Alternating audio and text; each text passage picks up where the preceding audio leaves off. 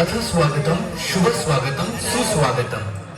परब्रह्म विठ्ठल चरणी माथा ठेवणी आणि उपस्थित विठ्ठल भक्तांना दोन्ही कर जोडून अभिवादन करीत प्रहर क्रमांक 7 पौराणिक कथा भाग सानंद सादर करीत आहे. श्रीकृष्ण जांबुवंती विवाह. मंडळी, ही कथा आहे हरिविजय ग्रंथाच्या 25व्या अध्यायातली. भगवान श्रीकृष्ण गोकुळात वास करीत असताना गुरे वासरे चारायला नेत असत.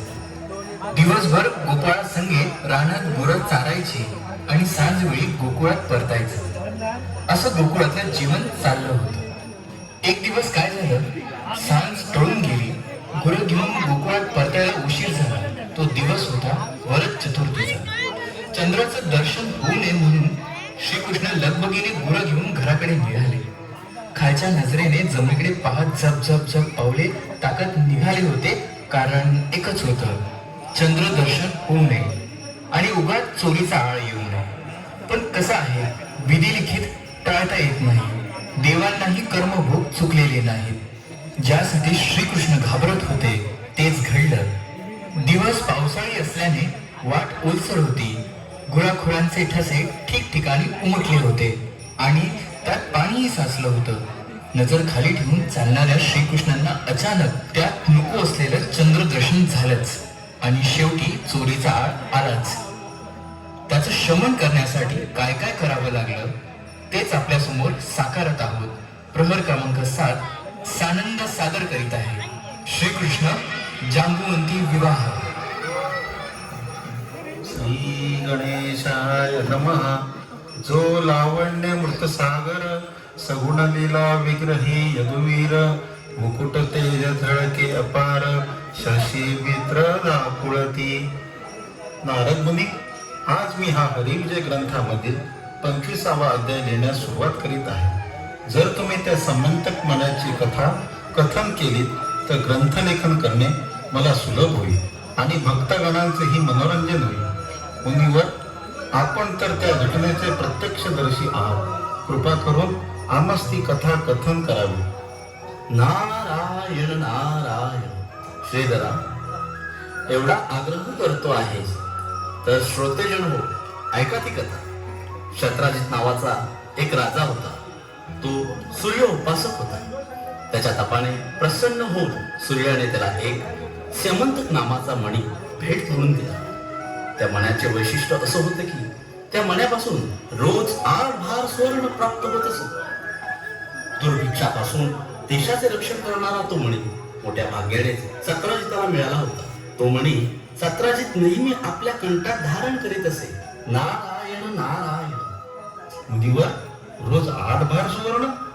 होय होय, 8 भार सुवर्ण. नारायण नारायण. पुढं काय झालं मुनीवर? नारायण नारायण. तो मणी कंठात धारण करून सत्राजित एकदा द्वारकेत यादवांच्या सभेत आला. त्या मण्याचे तेज सभागृहात सर्वत्र फाकले होते. मी सभागृहात त्यावेळी उपस्थित होतो. त्या मण्याचे तेज पाहून मी दिपून गेलो. मी श्रीकृष्णाला म्हणालो, गोविंदा, हा मणी खरोखर आपल्यालाच शोभून दिसेल. हा मणी आपल्या कंठात असेल तर आपले तेज अधिक खुलून दिसेल. श्रीकृष्ण म्हणाले, मुनीवर, आपलं म्हणणं जरी बरोबर असलं तरी मला ते योग्य वाटत नाही. त्या राजाला त्याच्या तपाने तो प्राप्त झाला आहे. मी त्याची इच्छा करणं आणि त्याची मागणी करणं योग्य नाही. त्यावर मी म्हणालो, हे कृष्णा, आपल्याला रास्त वाटत नसेल तर मी सत्राजिताला सुचवून पाहतो. मग मी सत्राजिताजवळ जाऊन म्हटले, हे सत्राजित, भगवान श्रीकृष्ण हा विष्णू अवतार आहे. आपल्या कंठातील समंतक रत्न आपण जर भगवान श्रीकृष्णाला प्रदान केले तर ते त्यांच्या कंठात अधिक शोभून दिसेल. याविषयी आपणास काय वाटते? मग काय झालं मुनीवर? त्याने तो मणी श्रीकृष्णांना दिला का? नारायण नारायण. माझं हे कथन ऐकून राजा क्रोधित झाला. म्हणाला, या सभागृहात क्षणभरही थांबायची माझी इच्छा नाही. आणि एक जळजळीत कटाक्ष श्रीकृष्णावर टाकून तो तडकन सभागृहाबाहेर निघून गेला. पुढं काय झालं मुनीवर? नारायण नारायण. काय झालं? विधी लिखित कोण बदललं? सत्राजिताचा भाऊ प्रसेनजित याने तो मणी स्वतः धारण केला आणि एके दिवशी आपले काही सैनिक घेऊन अरण्यात शिकारीला गेला. सावजाच्या प्रतीक्षेत असताना अचानक एक सिंहाने त्याच्यावर झडप घातली आणि प्रसेनजिताला ठार मारलं आणि त्याचं शव उडत उडत दूरवर नेलं. सिंहाने तो मृतदेह खायला सुरुवात करणार तेवढ्यात अस्वलाचा राजा रामाचा सेवक जांबुवंत त्या ठिकाणी आला. त्याने सिंहावर हल्ला करून त्याला ठार मारले आणि मृतदेहावरील तो समंतक मणी घेऊन आपल्या गुहेत येऊन आपली कन्या जांबुवंतीच्या स्वाधीन केला. मुनिवर, मग तिकडे सत्राजिताने काय केलं असेल? नारायण नारायण. आणखीन काय होणार? प्रसन्नजित मण्यासह नाहीसा झाला. शोध घेऊनही त्याचा ठाव ठिकाणा कळेना. तेव्हा सर्वत्र कुजबुज होऊ लागली की श्रीकृष्णांना तो मणी हवा होता म्हणून त्यांनीच तो लंपास केला असावा. नवे नवे सत्राजिताने तर श्रीकृष्णांवर चोरीचाच आळ घेतला. श्रीकृष्णांच्या कानावर ही वार्ता जाताच आपल्यावरील चोरीचा आळ दूर करण्यासाठी स्वतः श्रीकृष्ण प्रसन्नजिताच्या शोधार्थ निघाले.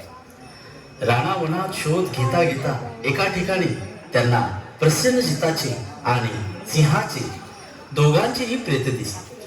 परंतु प्रसन्नजिताच्या गळ्यात तो मणी मात्र दिसला नाही आणि त्या दोघांचेही प्रेताजवळ एका अस्वलाची पावले उमटलेली दिसली.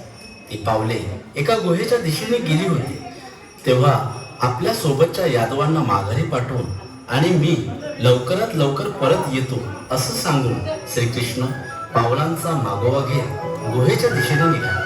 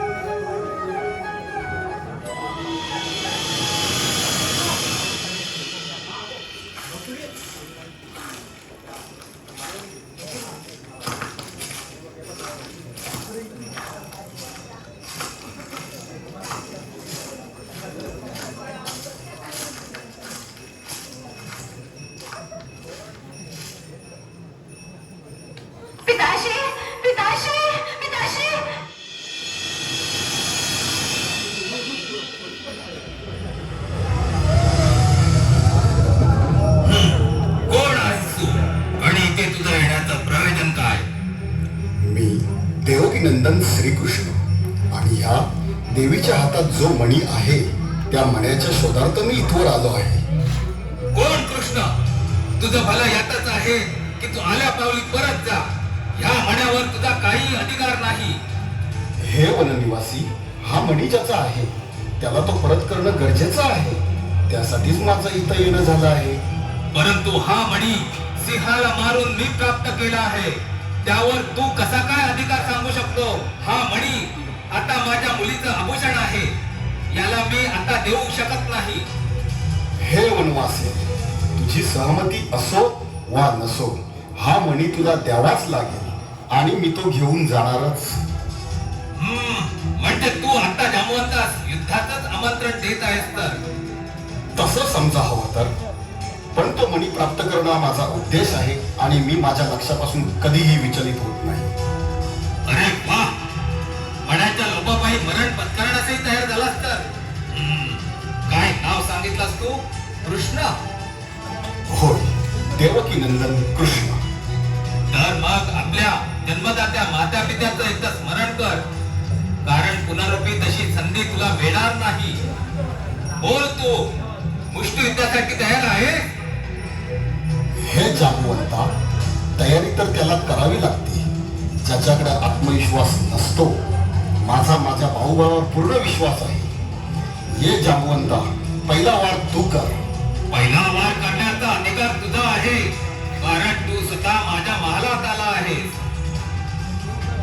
नाही जांबुवंत, पहिला वार तू करणार आहेस, कारण तूच मला युद्धाचं आमंत्रण दिलं आहेस.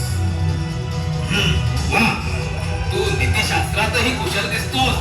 माझी पुत्री या युद्धाच्या जया पराजयाची साक्षीदार असेल आणि तीच निर्णय देईल. पण एक लक्षात असू दे, आजवर प्रभू राम लक्ष्मणा व्यतिरिक्त मला कोणीही युद्धात पराजित करू शकलेला नाही. म्हणून मी तुला विचार करण्याची आणखीन एक संधी देतो. नको जांबुवंता, आता आणखी विचार नको. युद्धातच काय तो निकाल लागू दे. तर मग ठीक आहे.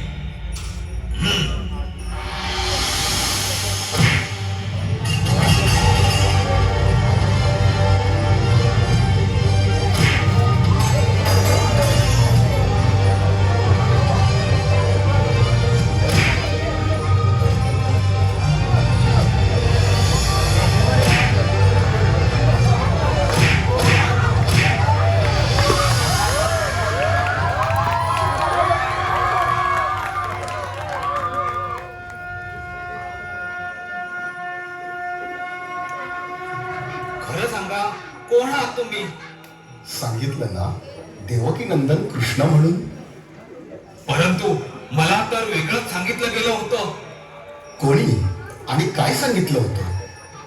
दशरथ पुत्र भगवान श्रीरामांनी त्रेतायुगात सांगितलं होतं, माझी प्रतीक्षा कर, मी पुन्हा तुला दर्शन देईन. आणि मी आजवर त्याचीच आतुरतेने वाट पाहत आहे. परंतु त्यांनी सांगितलं होतं की काय बोलले होते दशरथ पुत्र? प्रभू श्रीराम म्हणाले होते की मी वसुदेव पुत्राच्या रूपात तुला भेटायला येईन. मी हेही जाणतो की प्रभू श्रीरामाच्या व्यतिरिक्त मला कुणीच हरू शकत नाही. आणि तू तर कृष्ण आहेस. तू मला युद्धात हरविलेस. हे कसं शक्य झालं? प्रभू श्रीराम असत्य कसं कथन करतील? आणि वसुदेव पुत्र तरी कोण आहे? जांबुवंता, नीट ध्यान देऊन ऐक. मीच आहे देवकी नंदन, वसुदेव पुत्र श्रीकृष्ण. प्रभू, किती वेळ लावलात आपण. गेली अनेक वर्षे आपले नामस्मरण करीत मी या गुहेमध्ये आपल्या दर्शनाची प्रतीक्षा करीत आहे. प्रभू, आता माझी एकच इच्छा आहे. बोल जांबुवंता, काय इच्छा आहे? प्रभू, आपलं मूळ सावळे सुंदर रूप मनोहर ह्या डोळ्यांना एकदा दिसू दे. ह्या डोळ्यांची भूक एकदा भागू दे.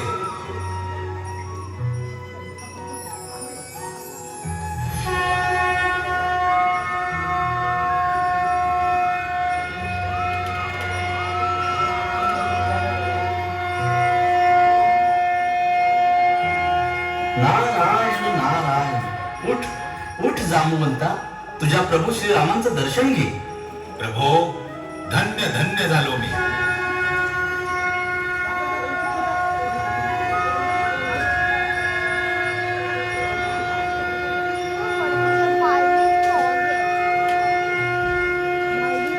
नारायण नारायण. जांबुवंता, झाले का तृप्त तुझे डोळे प्रभू दर्शनाने? होय मुनिवर. जांबुवंता, तुझी साधना पूर्ण झाली. काय मागायचं असेल तो वर माग. मी प्रसन्न आहे तुझ्यावर. प्रभो, मला आणखी काही नको. एकच मागणं मागतो. प्रभूवर, माझ्या पुत्रीला तुमच्यासारखा वर मिळावा. ये पुत्री, कशी पुढे ये. प्रभो, माझ्या पुत्रीचा स्वीकार करावा. आपली पत्नी म्हणून तिला स्थान द्यावं, एवढीच मागणी आहे. जांबुवंता, तथास्तु. तुझं मागणं मान्य करतोय. या क्षणी तुझ्या पुत्रीचा पत्नी म्हणून स्वीकार करतोय. प्रभू, या संबंधक मनाचा पण तुम्ही स्वीकार करा. नारायण नारायण. शुभमंगल सावधान.